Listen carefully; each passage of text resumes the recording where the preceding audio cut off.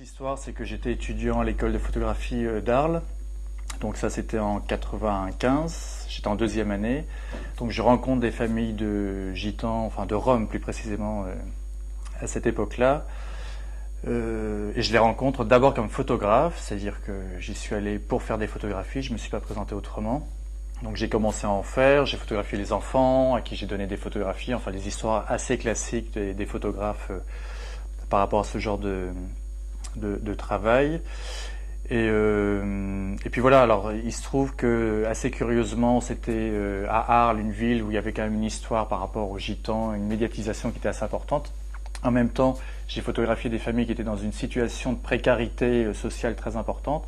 Et très vite, je me suis retrouvé à faire d'autres choses qui n'étaient pas liées à la photographie, mais à m'investir complètement finalement auprès de ces familles. Et donc, je suis devenu très proche de ces familles. Quand on est très proche de ces familles et qu'on ne perd jamais de vue le fait qu'on est photographe, eh bien, les événements de la vie font que on les accompagne dans différents endroits, à différents moments de leur vie. Donc on fait aussi des séries de photographies assez différentes. J'avais quand même une idée, moi j'ai toujours eu une idée assez précise avant, c'est-à-dire que par exemple les photomatons qui sont présentés dans l'exposition, j'ai toujours su que je voulais emmener des enfants dans les cabines du photomaton. Mais une série que j'ai faite après, qui est exposée notamment sur les murs là, de la maison d'arrêt, ça jamais j'aurais pensé qu'un jour je photografierais 5 ans, même 8 ans après les premières images, ces enfants qui seraient en train de communiquer avec leur père en prison. Ça, je ne pouvais pas l'imaginer. Donc voilà, en fait, c'est la pelote de laine, on tire sur un fil et puis vient ce qui vient. Et je pense que quand on est photographe ou artiste, voilà, à un moment on décide de faire exister quelque chose, on fait des choses après, et forcément ces choses après, elles existent aussi en regard d'autres choses qui viennent avant. Et il faut, alors moi je suis un lecteur de Didier Huberman et de toute cette pensée du montage, en fait dans l'œuvre d'art qui m'intéresse, il faut, c'est le titre de son dernier livre, que les images prennent position les unes par rapport aux autres.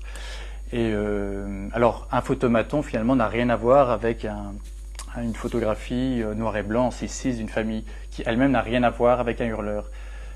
Mais si on met le hurleur en face du photomaton et qu'après on a un mur de photos de famille qui peut également évoquer, pourquoi pas, des photographies anthropométriques du 19e, là effectivement il y a aussi toute une iconographie qui est revisitée, qui prend sens, qui prend peut-être d'autant plus sens que les gens qui portent cette iconographie, c'est-à-dire les modèles, ce sont les mêmes, comme si eux-mêmes étaient traversés par une histoire de la représentation. C'était le premier projet que j'avais fait en fait sur Tzigan, où d'une certaine façon, il y avait un peu une iconographie de la douleur que je voulais revisiter, qui était presque celle des images religieuses et des femmes qui tiennent, enfin des madones qui tiennent leur enfant, jusqu'aux photos des camps d'extermination en Allemagne, où quand on voit un enfant photographié de profil, complètement rasé et assez marqué physiquement, forcément ça renvoie à ces images-là. Donc moi j'ai toujours eu en tête le fait que finalement, avec ces gens que je suis finalement voilà, depuis de nombreuses années, il y avait aussi l'idée vraiment d'interroger aussi les champs de la représentation et de voir comment petit à petit ces différents corpus pouvaient fonctionner les uns avec les autres. D'une certaine façon, moi je ne considère pas être dans la filiation d'une photographie humaniste dont l'objet était d'aider ou de changer la situation qui était photographiée. J'ai toujours dit aux familles que je faisais des photographies pour moi, que ça ne changerait rien en bien ou en mal leur situation. Mais par contre, après, j'ai aussi été un vrai militant social, c'est-à-dire j'ai créé une association, j'ai fait des ateliers d'alphabétisation, des cours de judo pour des enfants gitans, non gitans, j'ai trouvé des terrains pour des familles d'accueil. Mais j'avais comme une espèce peut-être de gêne dans le fait de m'en servir pour mon travail photographique. Et j'ai toujours dit que voilà, moi il y avait un travail que je faisais qui devait avoir une fonction sociale. Quand j'étais photographe, je n'étais que photographe, mais à la fonction de photographe, j'accorde une fonction politique, hein, c'est-à-dire que il y a pas que, enfin, dans le fait de faire une image de ces familles, il y a beaucoup de questions qui se posent. Mais j'ai jamais trop voulu voilà, me servir de l'un pour légitimer l'autre. Donc d'une certaine façon, je l'ai toujours un peu séparé les deux choses. Il y a une fois où cette question de la forme, parce que c'était vraiment une question de la forme, du récit, du texte ou de l'oralité était importante, c'est quand j'ai fait un travail sur l'histoire d'un camp de concentration pour Tziganes, où je suis parti donc de photographies d'archives, de face-profil de familles donc de gitans qui avaient été dans un camp dans le sud de la France. J'ai retrouvé ces familles 55 ans après, que j'ai refotographiées, et j'ai enregistré ces personnes qui m'ont livré un témoignage. Là, c'était un vrai travail d'historien. Il était important de restituer un espace de parole pour ces familles. Donc leur texte, qui est oral, un peu trahi par l'écrit, mais en tout cas il apparaît dans un livre. Et dans l'exposition, on peut entendre en fait, voilà, parce que là, le récit faisait partie du projet en fait. D'ailleurs, c'était même la fonction même du projet, c'était de créer un récit. Après le travail sur les tziganes, en fait, je n'en pouvais plus de faire des portraits, ça m'avait épuisé. Et la question du bâti, l'architecture, dans sa fonction sociale m'intéressait. Donc en fait, j'ai commencé 2 travaux en même temps, qui est un travail sur les prisons, mais vu l'architecture, en noir et blanc, et un travail sur la fin de l'urbanisme des années 60. Et il y avait un mouvement inversement symétrique qui m'intéressait. C'est qu'en même temps, quand vous êtes tombé des grandes barres d'immeubles, on faisait pousser des prisons.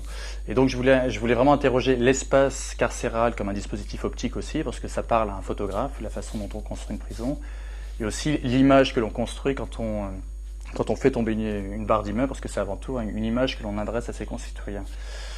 Et il y a eu ça, et en même temps, quand j'ai fait le travail sur les prisons, j'ai fait, je pensais pas le faire, mais j'ai refait du portrait, ce sont les hurleurs. C'est finalement, donc en 2003, j'ai refait des portraits des gitans, que je ne photographie plus comme des gitans, mais comme des hurleurs, c'est-à-dire des personnes qui communiquent un proche.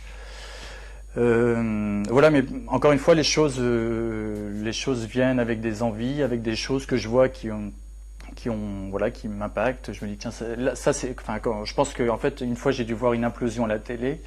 Et quand j'ai vu ça, je me suis dit, ça c'est une photo. Le moment où l'immeuble est comme ça, il y a quelque chose de très photographique. Il y a une espèce d'évidence, mais donc c'est venu comme ça. Et après, voilà, j'ai fait un travail à partir de cartes postales de ces mêmes immeubles photographiés dans les années 60. Donc voilà, le montage s'est poursuivi. Mais j'aime bien l'idée aussi, par exemple, j'aimerais bien un jour faire une exposition où il y ait à la fois des implosions qui sont un peu l'échec finalement de notre société sédentaire, des photos de nomades devant des caravanes qui sont le contre-exemple ou l'autre solution. Enfin, quelque part, je pense aussi que tout ça peut fonctionner ensemble et qu'il pourrait très bien y avoir, à partir de même corpus, des montages différents montrés autrement à chaque fois. Alors voilà, j'avais envie de travailler sur cette question-là des migrations, de la présence de ces gens. Et c'était une vraie envie que j'avais de refaire du portrait. Ça faisait longtemps que je n'avais plus cette envie. Et même une envie de refaire la photographie parce que j'en ai pas fait pendant un certain temps. Quand je faisais les collections de cartes postales, les agrandissements, je produisais des images, mais je faisais pas la photographie. Donc là, j'avais retrouvé cette envie de me battre avec le réel. Et donc sans très bien savoir comment faire, je suis allé à Calais dans la fameuse jungle où les gens étaient. J'ai rencontré des associations, donc j'ai commencé à travailler. Après, je suis allé à Paris dans le fameux square Vima, qui est l'endroit où les Afghans, les Afghans se réunissaient pour dormir. J'ai commencé à parler avec certains d'entre eux et je me suis trouvé assez grotesque en fait, c'est-à-dire que je ne voyais pas ce que j'avais à leur dire, en quoi ce que je faisais pouvait aussi les intéresser, parce que même si j'ai pas une position de photographe humaniste, je pense quand même qu'il faut que chacun s'y retrouve. Et avec les gitans, ils s'y retrouvaient complètement aussi avec moi pour plein d'autres choses. Donc là j'ai pas très bien su comment faire. Alors j'ai passé des après-midi au square Vima à traîner, à faire un peu des photos, ça n'allait pas. Et un jour je me suis dit bon, faut changer de stratégie. Je vais me lever un matin très tôt. Je vais escalader, je vais m'enfermer avec eux dans le square Villemain. Donc j'ai fait ça un matin. C'était un vrai vertige, assez excitant pour un photographe. Et donc un matin à 6h du matin, j'ai escaladé les grilles. Donc il faut imaginer qu'il y avait, je ne sais pas combien il y en avait, mais il y avait peut-être 200 personnes qui dormaient dans le square. Et il était plein à cette époque-là.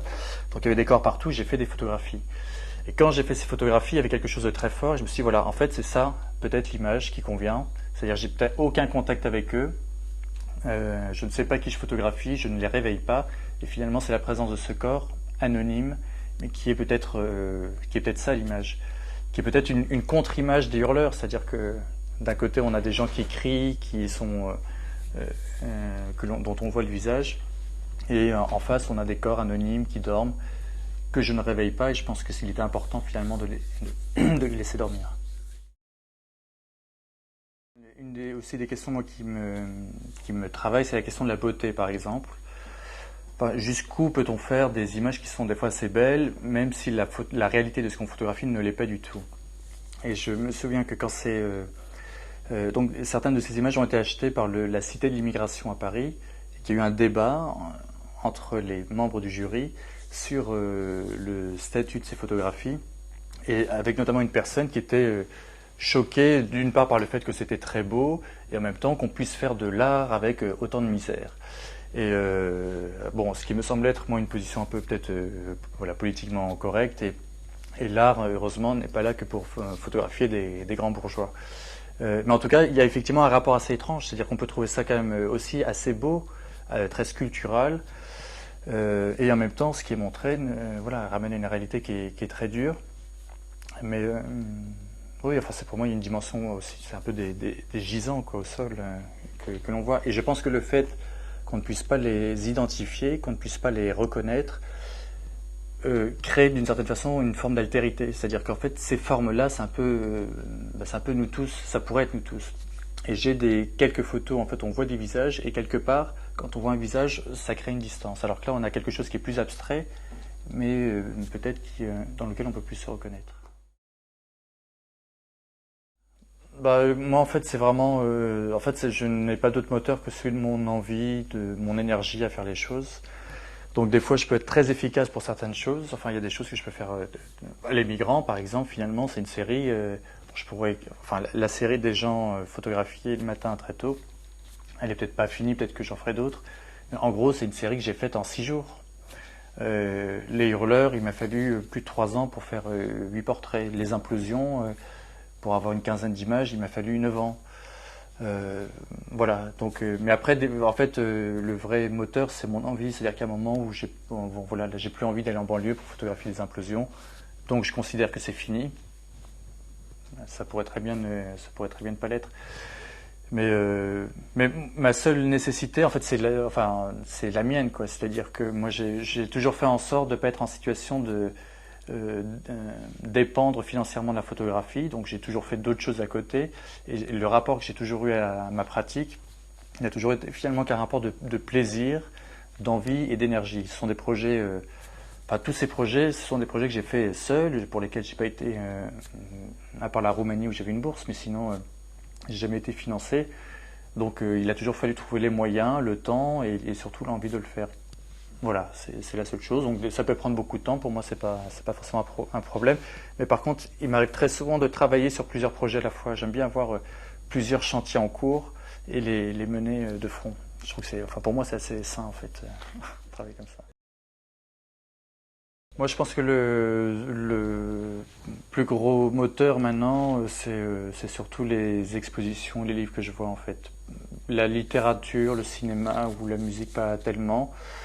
Alors j'ai des auteurs moi qui comptent, que je lis beaucoup régulièrement, qui sont les classiques, mais qui sont Michel Foucault, Didier Berman. Enfin voilà, moi je suis inscrit dans cette pensée-là et c'est une pensée qui me nourrit beaucoup, qui peut même faire germer des projets. Hein. C'est-à-dire que c'est pas juste un plaisir de lecture, c'est-à-dire que c'est un vrai outil de travail pour moi. Et voilà, et puis surtout j'essaye de voir des choses, quoi. C'est-à-dire de sortir de chez moi et de me confronter à des choses dont je sais qu'elles se passent en ce moment, qu'elles nous posent un certain nombre de problèmes. Donc j'essaie d'aller les voir et puis en les voyant, en y réfléchissant, quelquefois en voyant aussi ce que d'autres artistes ont pu faire, moi ça déclenche des idées. C'est-à-dire que moi je suis un peu un aspirateur, quoi. C'est-à-dire que je vois des choses et puis ça peut ressortir d'une autre façon. Ce qui fait que des fois je peux me retrouver sur des terrains très proche d'autres photographes. Même des fois, il m'est arrivé de me retrouver physiquement exactement au même endroit qu'un autre photographe. Bruno Serralon, pour ne pas le citer, dans la jungle de Calais, nous avons fait la même photographie. Enfin, nous n'avons pas fait la même photographie. Nous avons photographié la même chose.